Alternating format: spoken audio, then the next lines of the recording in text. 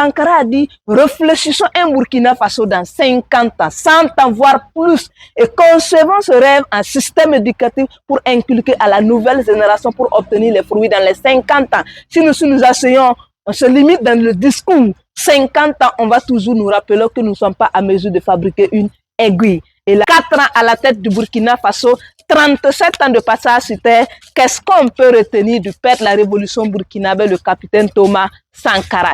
Nous avons ici l'emblème de la révolution qui a été conçu par Thomas Sankara avec des réalités internes.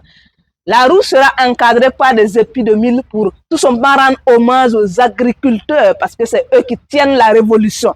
Mais au cœur également, on aura les agriculteurs qui seront représentés par la Daba.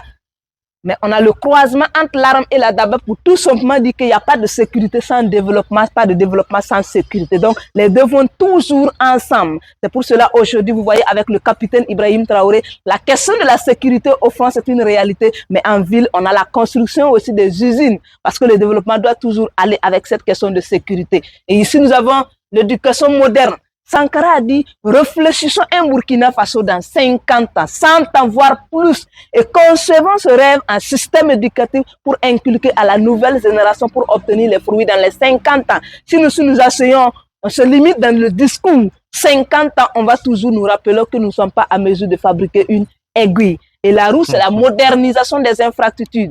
Nous, on n'est pas antinomique à l'évolution. Sankara dit on doit être à mesure de s'adapter. Même notre culture peut s'adapter. Mais ce n'est pas de trahir. S'adapter n'est pas de trahir selon Thomas Sankara. Et le tout est couronné par cette phrase, la patrie ou la mort, nous vaincrons.